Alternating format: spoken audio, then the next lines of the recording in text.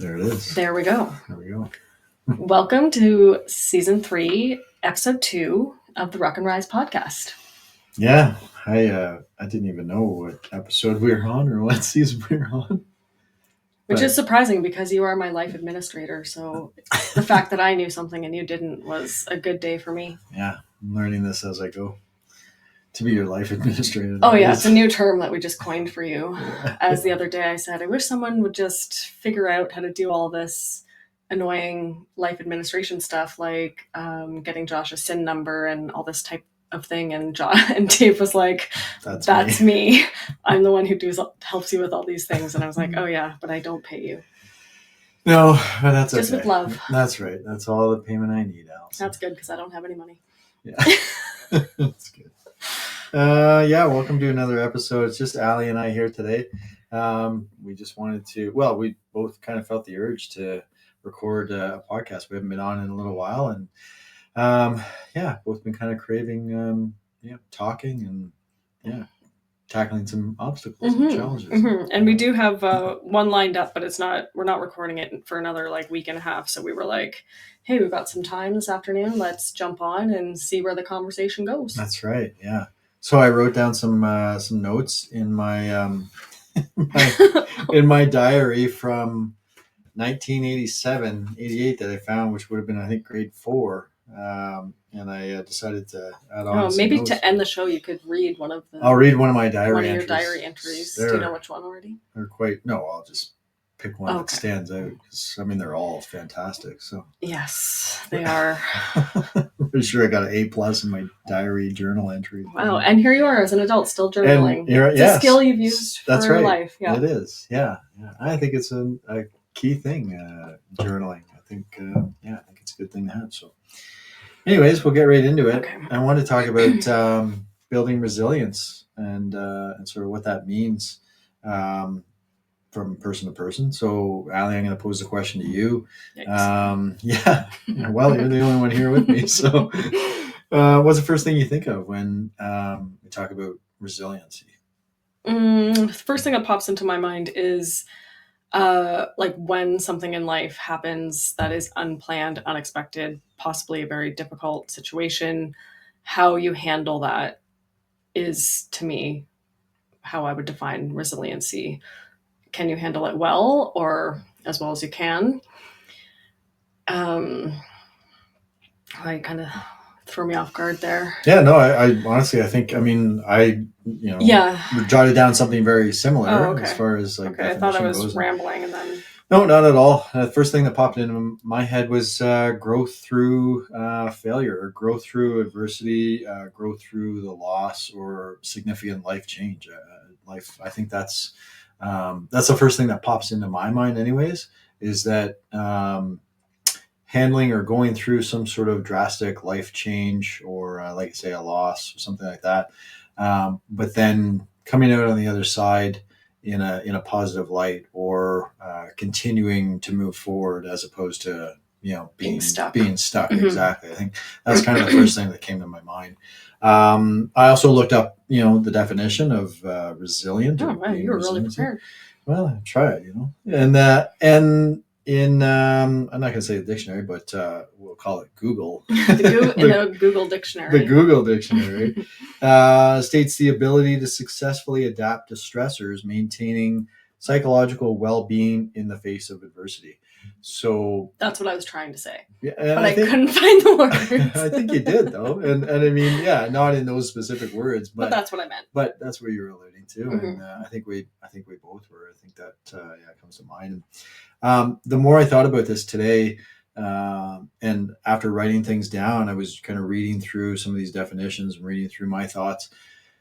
And then the other thing that popped into my head was, which often pops into my head, is Jocelyn and Jocelyn handling her cancer, not just the diagnosis, but especially in the later stages, like towards the end.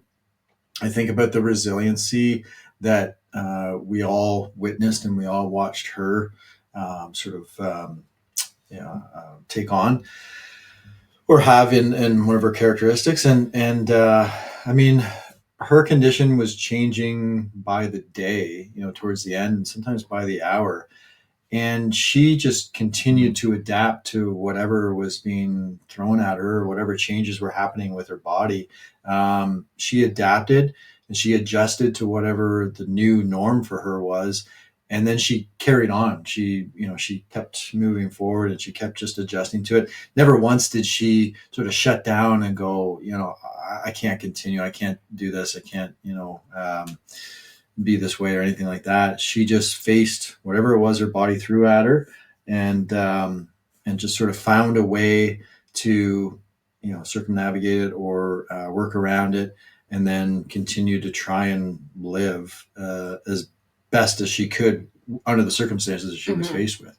So that kind of came to my mind, that resiliency, because she was going through incredible life changing moments, life changing events, yet she was still overcoming each obstacle that she was facing, and continuing to strive and look for the solution as well. And I think that was a key factor, a key point that I wanted to bring up, is that she was always looking for the next solution, or always looking for the next thing that she could find that would better her situation. Right. Yeah. Yeah. Yeah. So Big time. that stuck out for me as well. So, any thoughts on that? No, I think that is all very true. And not to like say that she always was just super positive 100% of the time. Like she obviously was feeling many different emotions and had frustration along the way as well, especially towards the end. But in that, she was still able to try to look for something else, look Mm-hmm. for, well, okay, I can't do this today, but I can still um, text people. Right. Or, speaking is becoming harder, so I'm going to maybe write some things down to communicate. She was always kind of just pivoting, even though she was feeling those losses very deeply. She still was able to navigate and still be Yeah. true to herself as well. So Yeah. She I was. think I don't want people to get confused with, if you're really resilient, you don't feel sad or mad or frustrated. I think Mm-hmm. it's incredibly important to still feel those feelings. But I think the key point is to not get stuck and not live Right. there forever. You can feel those feelings, process them. Hopefully, you can let them go or work through them, maybe with different therapy or different techniques. But it's finding your way through and pivoting your plan and just navigating Yeah. these difficult life things. And I think she did an amazing job of it. That's right. Yeah. The problem solving Mm-hmm. never stopped. It was continuous throughout her journey.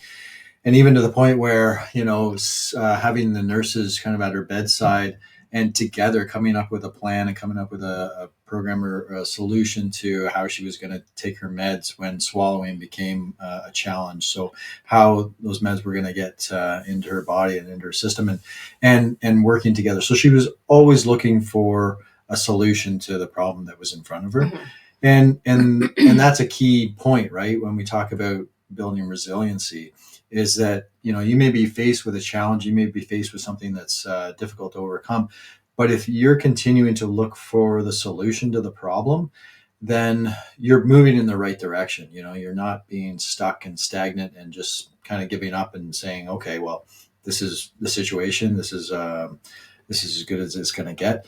As long as you're looking to solve the problem, and finding a way around it or through it, then again, yeah, like I say, you're moving in the right direction, and I think that's a key component to it. So, um, I'd also jotted down, me personally, I think, or I think for many, life experiences can certainly dictate your level of resiliency as well, right? So, for example, as a child, maybe you've lost a parent or a sibling, or you've grown up in a low income sort of family or household. So you may have had less opportunities than others for certain experiences in life. And if you've adapted and you've overcome those, then your level of resiliency is maybe greater than some of your other peers at that stage in life, right? Um, What does that sound? yeah, we have a new sound. Sorry, I just like Am I hearing that just in my head, or that's No, happening? I'm I don't know what that I'm is. hearing it as well, but Sounds like I'm also it's like it's in the it's computer. in the Cool, cool, computer. cool. Yeah, well, this is new. All right. Sorry, Kendra, and everybody who's listening to this podcast. You know what? But we're going to We'll be adapt resilient, and and we're just overcome, going to continue on. and our resiliency will keep pushing us forward. Let's hope so. I hope our computer's not going to blow up. It is. It's getting louder. Cool. Wow. Anyways, yeah. But back to that point.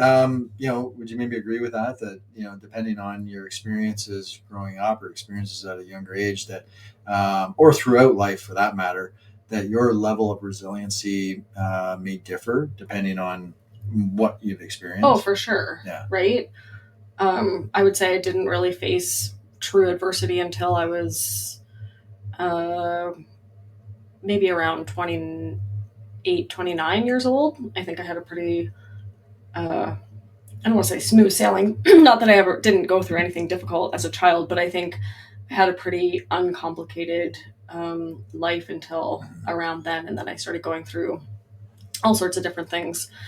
Infertility, adoption, divorce, to name a couple, didn't happen until I was older. So I think maybe I was naive to how hard things could be, Right. because I was fortunate and didn't have any major losses up until that point in my life, I guess. So yeah, I think your own life experience will also play a role in how resilient you are, and also if you go looking for it. So now, being a little bit older and knowing different things, we create things, challenges, fitness challenges, that kind of thing, that to help us build our resiliency for the life things that come at us. That's major. That's one of the major reasons why we do it. Even for example, something like as basic as in my yoga classes, when we're holding a challenging pose for, maybe 30 seconds up to a minute, which doesn't sound like a long time unless you're holding that pose. Even in that moment, you're literally building resilience. Physical, because it's hard. Your body's shaking. You're starting to get hot. You're building strength, endurance, that type of thing. Physically, mentally, you're building resilience because you're staying in that position, even though you're starting to get uncomfortable. So you're building the mental resilience, and like you're starting to trust yourself more because you're like, if I can do this little hard thing for this amount of time, that's gonna come into play in your real life as well. And I point that out to my yoga students when we're in a pose like that, because I think it's important, and maybe they didn't think about it like that. But Yeah, no, that's a great point. I mean, and you're right. I mean, it's you know, you get to a certain age or through life experiences that, you know, you don't have a choice, but to face the adversity or face the challenge. And, you know, you've got two directions to go, like we've talked about. You can either remain kind of stuck or stagnant in that position, or you can look at it as an opportunity to grow and develop and to move forward and learn from it. And then in turn, it prepares you for, you know, further life experiences or further life challenges that you know, maybe you might be, you know, forced to overcome, or not forced to overcome, but you may be able to be to overcome them a little bit better. What came to mind as well is, so, you know, we have 8-year-old with us 1 week, and then with his dad 1 week, and we're trying to instill a bit of resiliency with Josh, with our little guy now. And prime example was just recently, you know, we faced an ice storm here in Peterborough and in, well, a lot of the province actually. It was a pretty intense ice storm, and it took out hydro for, you know, hundreds of thousands of hydro customers throughout the province. So we lost hydro for maybe 60 hours, I think. So, you know, close to 3 days, yeah, which isn't like a drastic amount of time, but to an 8-year-old that has sort of grown up in a certain lifestyle where used to electricity, used to, you know, some time on the tablet. Yeah, exactly. That occupies some of the time. It was a great lesson in building resiliency, is that, you know, we can choose to look at this as a learning opportunity and create something, create things to keep ourselves occupied and to also overcome these things. I mean, we didn't have heat. Thankfully, we had a generator to keep, a sub pump going. But, we didn't have, much electricity. We had enough to run a space heater, but, so it wasn't the end of the world. Like we have warm clothes, we have blankets, we had food, we had water, we had the necessities, we had the essentials that we needed. And I think it was really important for Josh to see that, you know, this isn't terrible. Like this isn't really, the end of the world, and we can get through this, and we will get through this. And now Josh has experienced 3 days without electricity and sort of a colder house environment to live in. And so what? Next time there's a challenge like that, maybe he's better prepared, or he understands. He can go, what? I went through that phase or that challenge, and now I can overcome whatever it is that he's faced with next. So. Yeah, in the moment, he definitely thought it was a big deal. Oh, yeah, it was the end of the world. Yeah, he was having a hard time, but he did pretty well overall, I would say, minus a lot of complaining. Yeah. But he didn't have a total meltdown or anything, so he did pretty well. And now he goes, it's a pretty bad ice storm, eh? He has this life experience of this ice storm, and that's how he talks about it now. Right. Yeah. He survived the ice storm of 2025. Yes, I recall. I used to have a sweater that said, "I survived the ice storm of '98," which was in Quebec. That my dad worked for Hydro, and he had to go to Quebec for like 2 weeks to help there, which was fine, and like it didn't affect me at all. But he brought me a sweater that used to say that. Yeah. But again, those times, like those are Mother Nature dictating sort of when we're going to be faced with challenging times and things that we're going to have to overcome. And so those aren't exactly challenges or adversities that we are seeking out. We don't have a choice but to go through them and come out on the other side. And everyone for the most part came out on the other side, and we move forward and we learn from it, and we're able to carry on, and maybe we can make some changes moving forward to better prepare ourselves for the next sort of natural disaster or next event that might happen. And so we learn from it and we move forward. But like Ali mentioned earlier, like those are key factors in creating some of those resiliency challenges. Like for us, as Ali mentioned, the fitness challenges that we do them, some of them are to honor, my sister or your brother Colin. We do those to kind of honor their life, but we also do it because we want to seek more out of ourselves. We want to push ourselves so that we build that resiliency, so that any challenges that we come up with later in life, we can tackle them because we've trained our mind and we've trained our body to overcome those, right? Mm-hmm. Do you want to talk about the Murph challenge coming up? I will talk about the Murph challenge coming up. Did I jump the gun? No, you didn't jump the gun. No. But I did have, yeah, sure. We'll go to the Murph challenge. Yeah. So, for example, coming up June 8th, 2025 for this year, we have created a challenge that Dave has created. Yeah, well, we've created it. I'm participating, but you did all the Yeah, I suppose so. But it is designed to build more resiliency, to build stronger mindset and stronger body as well. So if you're stronger physically, you're going to be stronger mentally. It just overlaps. It's a great overlap that way. So anyways, June 8th, Murph Challenge, 2-person team, $40 entry fee, and each team member has to complete the Murph workout. So what's the Murph workout? Should I ask? Yeah. Dave, what's the Murph workout? What is the Murph workout? Do tell. Yeah. So created by Lieutenant Mike Murphy. Was a former Navy SEAL. If anyone has seen the movie Lone Survivor, he was one of the individuals, Operation Red Wings, that unfortunately lost his life during an operation over in Afghanistan.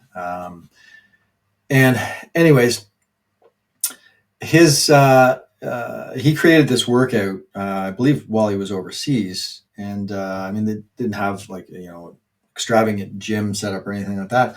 But this is a workout that is easy to do with minimal equipment. The only thing you need is a pull-up bar or some sort of pull-up apparatus that you can use. But it consists of a 1 mile run, 300 air squats, 200 push-ups, and 100 pull-ups, followed by another 1 mile run, and that's all for time. And the key is you're not doing 300 air squats in one go and then moving on to 200 push-ups in one go. And could someone do it like that if they wanted to? Oh, sure, you could. If you wanted to do that way. I mean, if you wanted your arms, like I say, off. I shouldn't say that you're not doing it that way. Some people might like it like that. That's right. You can strategize it any way that you want. Personally, I find rotating as a circuit is sort of the best and more enjoyable. And yeah, you've also kind of experienced this as well. That you hammer out that 1 mile run, and I'll come off the run and head right to the pull-up bar. Because for me, the pull-ups are the biggest challenge. For me personally, it's not that I struggle with pull-ups, but it is my weaker aspect of the workout. No, I know. Ali thinks I have really weak chicken legs. Well, it's only because I can deadlift and squat more than you. Yeah, well, there you go. So yeah, but you also have really strong legs. So I do, like really, really strong legs. So yeah, so there's that. Yeah. So anyways, the pull-ups. Yeah, the pull-ups are the first thing that I'll go and address, and I'll try and hammer out 10 pull-ups, and then I'll drop down right into the push-ups, hammer out 20 push-ups, pop up into the squats, air squats, 25 air squats. And that's how I will do my count. And then I'll just rotate through, taking little breaks when necessary, but trying to get those 300, 200, and 100 reps out as quick as possible. And then right back to go for another run. To go for another 1 mile run. And your legs, from experience, will feel like jello and like rubber or almost lead bricks for that second run. That's for sure. So fun time. It's a real good time. We did a little prep work before today. That's right. We were at the gym. Yeah, we were at the gym earlier today, building resilience, and doing a half Murph workout. And it was fun. It was fun. It is fun. See, and that's the key, right? Is that we're doing something great for our bodies and our minds, but we're having fun while we're doing it. And I think everyone should look at it that way, is that, it's going to be hard. It's going to be challenging. We know that going into it. But it can also be something, really enjoyable and really fun, especially when you have like a partner. And this is a 2-person event. So pick a friend. Yeah, that's right. Sibling, partner, whoever. Yeah. Get a buddy and make it enjoyable. Yeah, and like you can modify it as much as you need. Like, for example, all my pull-ups are with a band, and my push-ups will probably mostly be from my knees modified. And I don't care because I'm still doing it, right? Like, it doesn't mean that it's less than.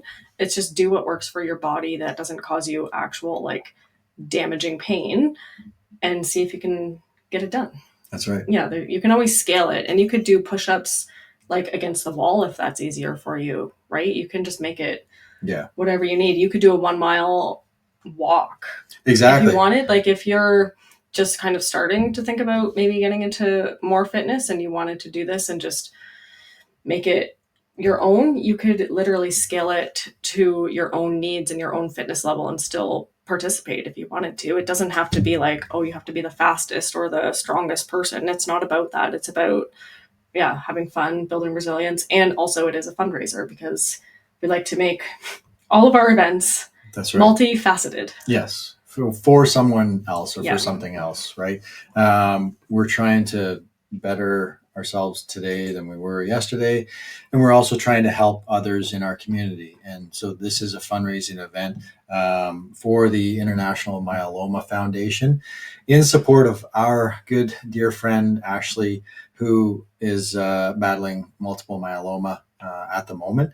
And she has an incredible opportunity to travel to Iceland with the foundation for a cycling trip where only a select group of members or group of participants are selected each year to go over. So it is quite quite an undertaking and quite an honor for her to be able to be selected to go over. And we want to support her in that journey and make sure that she has this experience under her belt, because it's a once in a lifetime opportunity. And at the same time, we're raising funds for a great cause, the International Myeloma Foundation. Um, as most know, if you've listened to the podcast before, we lost my sister Jocelyn just over a year ago to multiple myeloma. So it is very close and dear to our hearts. And we're going to do everything in our power to try and prevent, any further lives being lost to this illness. So yeah, there's, that factor and the reason that we're getting behind this and doing this. And then, like Ali was saying, pick a friend, pick your own pace, modify however you need to. You can make this your personal journey in taking on this challenge. You don't have to be, in the gym 6 days a week, 5 days a week, whatever, hammering out things to be able to take this on. This could be something that, like Ali says, that mile run could be a mile walk, and then it could take you maybe all day to get through. But the fact that you completed it, you would be amazed at the self gratification that comes with that, with accomplishment. Mm-hmm. And how proud of yourself you'll be. Exactly. And that builds self-trust, and that builds resiliency.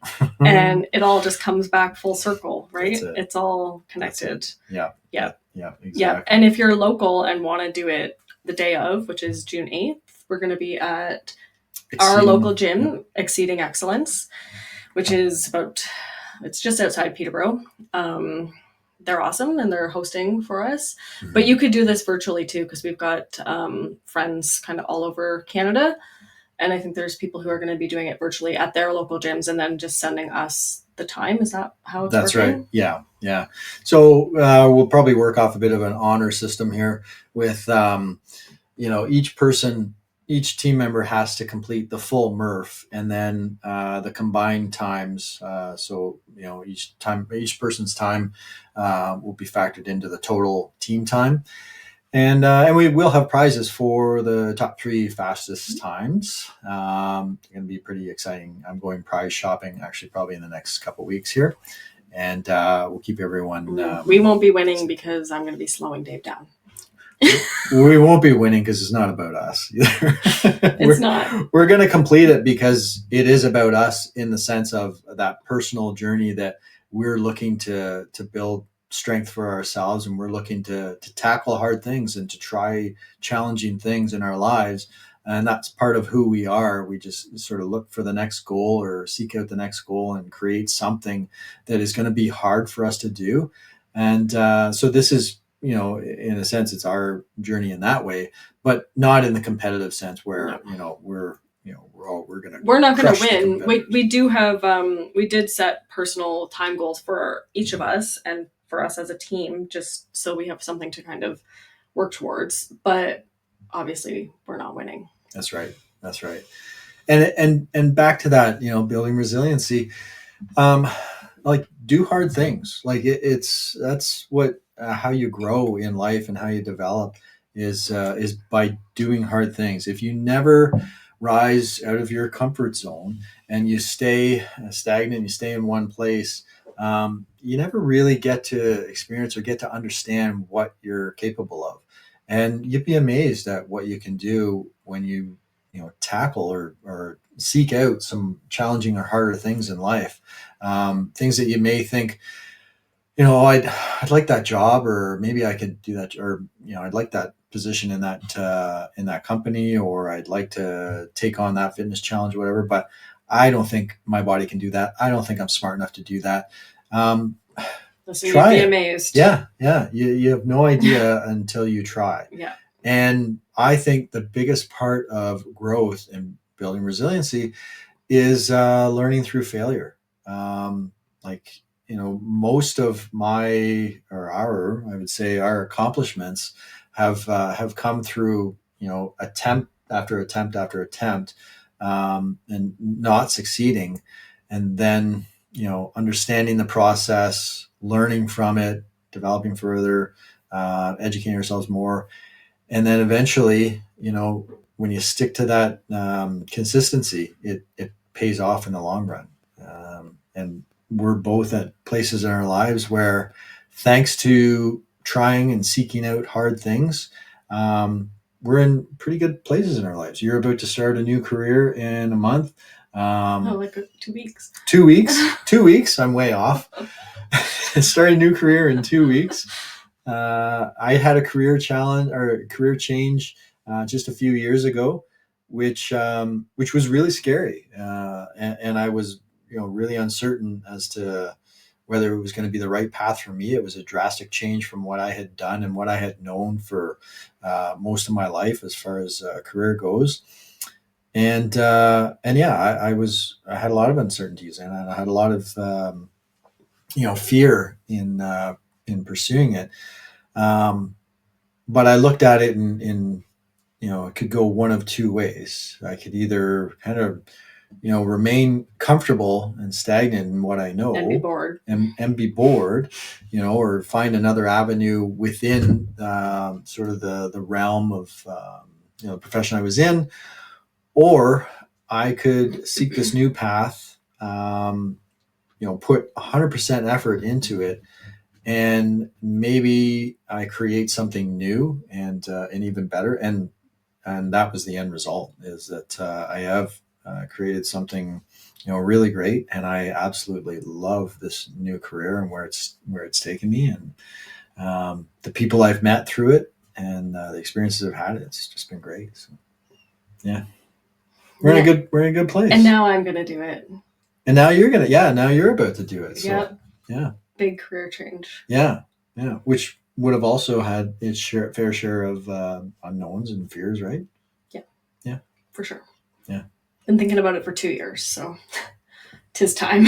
Tis time. Yeah. Yeah. What was the main,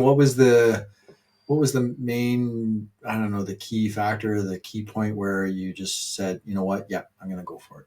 Well, there's a couple things. Like, I've been looking online for different jobs. Like, I was pretty sort of specific about the places that I wanted to work at. I wasn't just going to blanket apply for whatever and hope that I got a call back, because that's not my personality. Nor, if I'm going to spend time somewhere, I have to love it and care about it and be passionate about it. And if I'm going to give up my own business that I've been working for 11 years, I have mixed feelings about this, of course. I need to be very excited about this new thing. So, this job came up, and it sounded like it was just a really great fit for me, taking me back to what I actually went to school for, travel and tourism, taking me back into that industry from like 20 years ago. So I'm sure the industry is completely different. So I'm going to get to learn a whole bunch of new stuff, which makes me super excited, because had been feeling a little bit bored in my career, and less interested in it, because I think just after Colin died, like, I just was no longer interested in training dogs.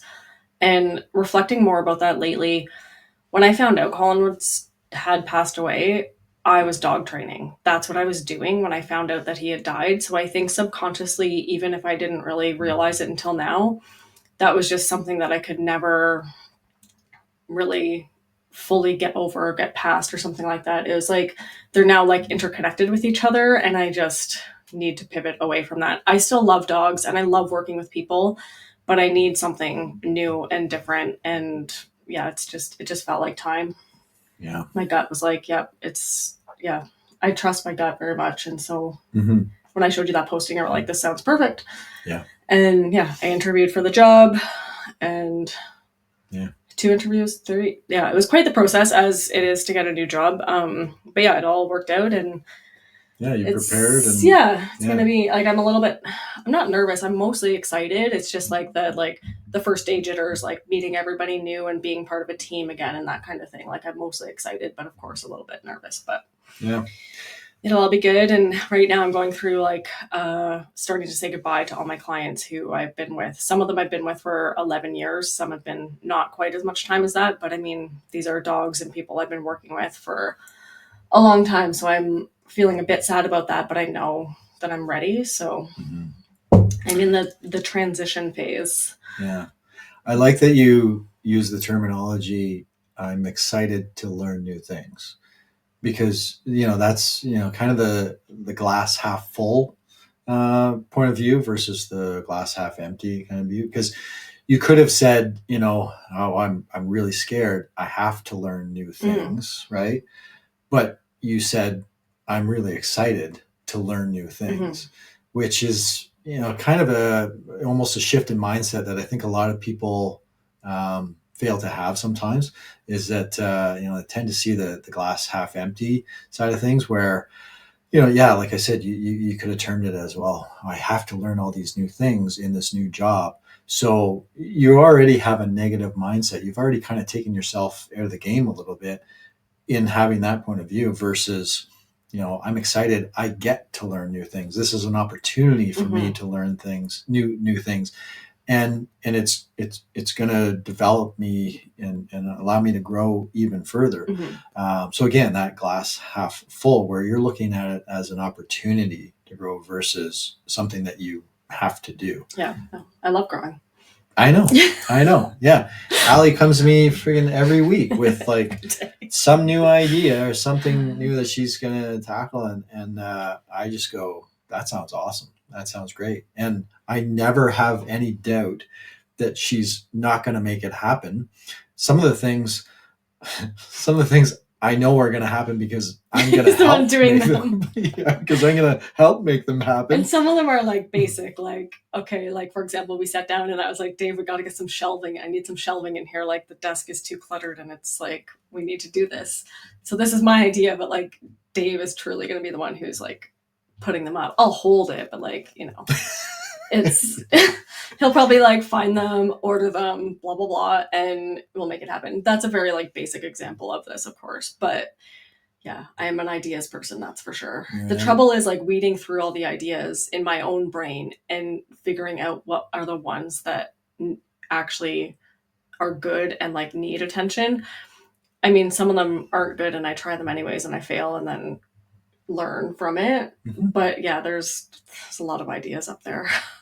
Yeah. But who knows what'll be coming out next? Who knows? But I don't even know. No, but I mean, that's part of it. When you have a partnership like we have, it's 100% supportive of the other. I mean, who am I to say, I don't think that's a good idea. I don't think you should do that. I don't think you could do that. Well, thank God you're like that, because previous relationships, that has been the answer. So that's why you married Yikes. me. Yeah. There you go. Anyways, that's a topic for a different day. There you go. Yeah. Or for never, because that's all done. That's right. But again, it goes back to some of those life experiences, and I think over time, building resiliency is a reflection of what you've had to overcome in life, and sometimes the parenting aspect of things, like being a parent. It's no joke. Again, it's no joke, and there's there's an opportunity there to grow and learn a lot about yourself through your child or through that individual that you're raising. They're going to test you every day, as we can attest to, and they're going to push boundaries, and you're going to have to figure out ways to, what's the word I'm looking for? You're going to have to figure out ways to make sure that they're on the right path. Yeah. And that you're saying the right things, doing the right things, and being a good role model for them, all the while trying to sometimes maintain your sanity as well. And in turn, those are things that just set you up for success for challenges down the road, right? Yeah. Yeah. For sure. Yeah. Yeah. Any other thoughts on? I was just going to say, plus perimenopause, man. Oh, yeah, this is Dave's least favorite thing that's happening in our life. This is how I'm building resiliency, and he's living with me going through perimenopause, like periragepause. Yeah, we call it periragepause. Now, to be fair, I don't really rage out at you. It's more just that I feel the rage inside my body, and it's making me hot all the freaking time. Like this morning, I'm sitting having my coffee, and all I'm doing is sitting in my chair. and I'm just sweating. And Dave comes out and he's like, it's cold in here. I got to turn the heat up. And I'm like, don't you dare. It's just like right now I'm sweating and we're not doing anything. I'm just, again, sitting here. I've got my slippers off, t-shirt. Like I am just hot all the time, which is new because I used to be cold all the time. There's a lot of other things going on.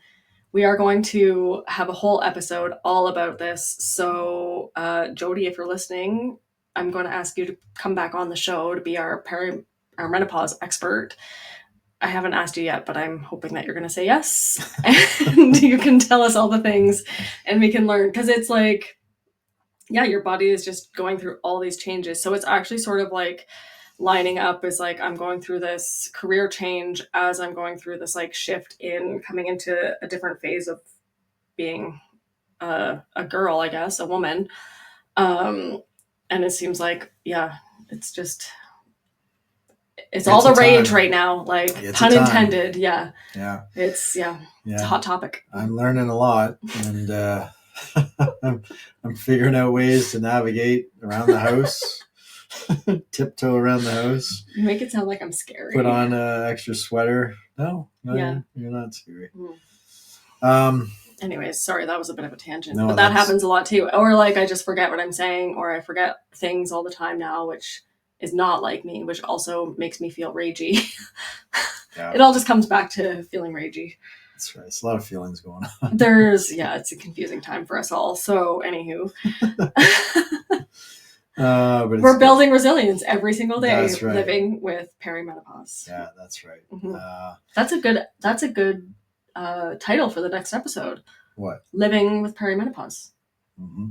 For me or for? No, for when we have Jody, and Dave's not going to be a part of. Well, you don't know. No, I'll be I'll be listening because I want to learn. Yeah, but I think it's just going to be me and Jody on that one. But that has to still. Jody is not accepted because I haven't asked her yet, but I'm hoping she does. Our next episode is going to be actually all about grief.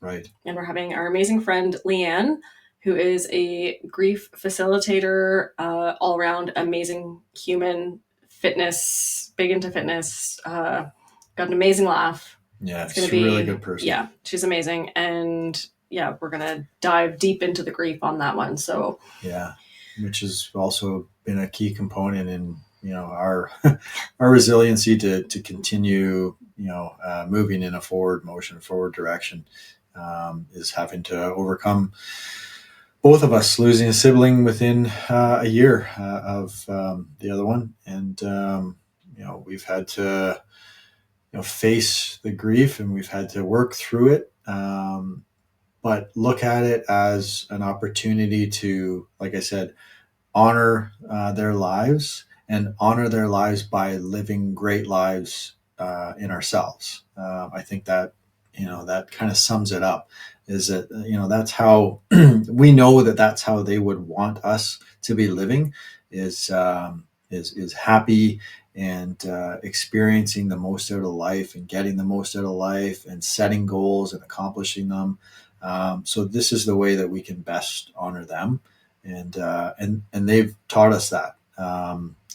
Unfortunately, we don't have them here with us, but we will always have them in our hearts, and they've helped us, strive for more, and and achieve betterment each day. Yeah, am I missing anything there? No, I said it all. That's pretty much all I have is on that topic. I know it looks like I wrote a lot of notes, but we covered it all. Okay. But the key thing I wanted to talk about or mention was like, do hard things, like seek out things that are challenging, and surprise yourselves by taking them on and working through them and problem solving and coming out on the other side. You'd be amazed at where it can take you in life. Mm-hmm. And what you learn about yourself along the way. It's like one of the best parts about it. That's right. Yeah. It's a fun journey. It's, when you get out of your comfort zone, of course it can be fearful, and there's a lot of uncertainties and unknowns, but it's the only way that you're going to grow. And I think everyone should experience it for growth. There you go. Nailed it. All right, now read us a little story from your Oh journal. yeah, that's right. Close us Okay, out here. before we sign off here, let's see what I have here. I'm going to read this real quick one though, because this is hilarious about my father. This was Tuesday, January 26, 1988.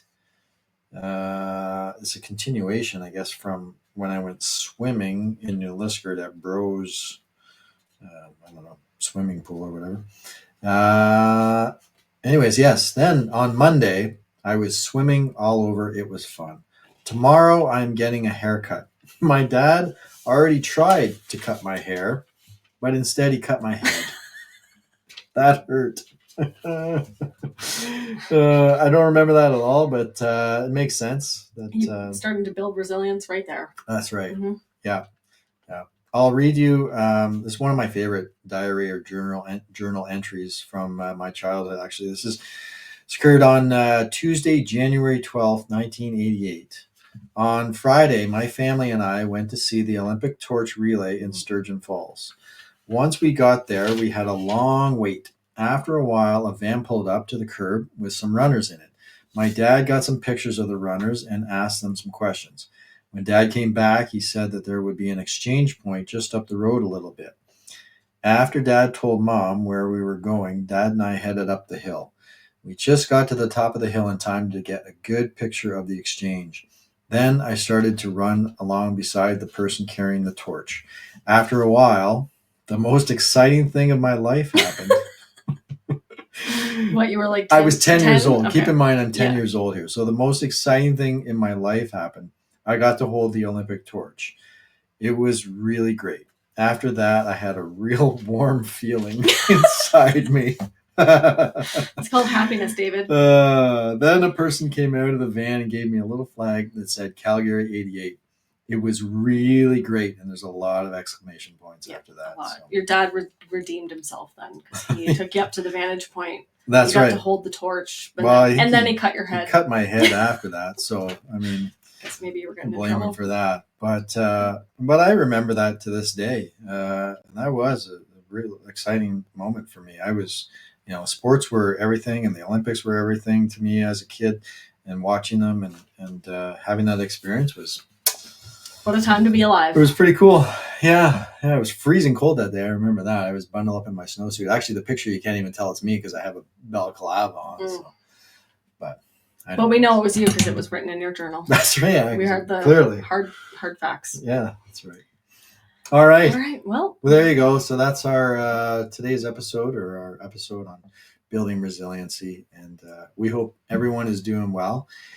And you're out there taking on some challenges and trying some hard things in life. See you next time. All right. Bye.